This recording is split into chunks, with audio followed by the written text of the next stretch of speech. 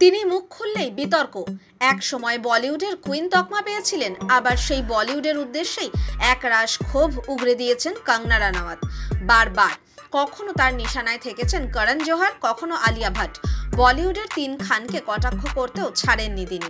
এবার বলিউডের বিভিন্ন পুরস্কার বিতরণী অনুষ্ঠান নিয়ে ক্ষোভ প্রকাশ করলেন কঙ্গনা।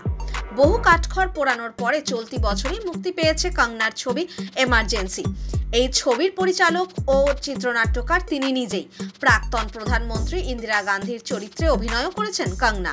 মুক্তির আগে ছবি নিয়ে জল্পনা তৈরি হয়েছিল বিস্তর, কিন্তু সেই আন্দাজে বক্স অফিস কালেকশন সেরকম হয়নি। তবে কঙ্গনার একনিষ্ঠ অনুরাগীরা এই ছবির প্রশংসা করেছেন। গত কয়েক মাসে বি টাউনে বেশ কয়েকটি পুরস্কার বিতরণী অনুষ্ঠান হয়েছে, কোনো পুরস্কারই পায়নি এমার্জেন্সি। সেই বিষয়ে এবার ক্ষোভ উগরে দিয়েছেন কঙ্গনা।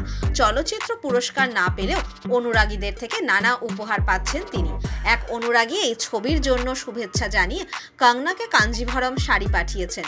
সমাজ মাধ্যমে এই নিয়ে অভিনেত্রী লিখেছেন, আমি অসাধারণ একটি শাড়ি উপহার পেয়েছি এমার্জেন্সি তৈরি করার জন্য। অর্থহীন ওই স্মারকগুলোর থেকে এই উপহার অনেক অনেক সুন্দর।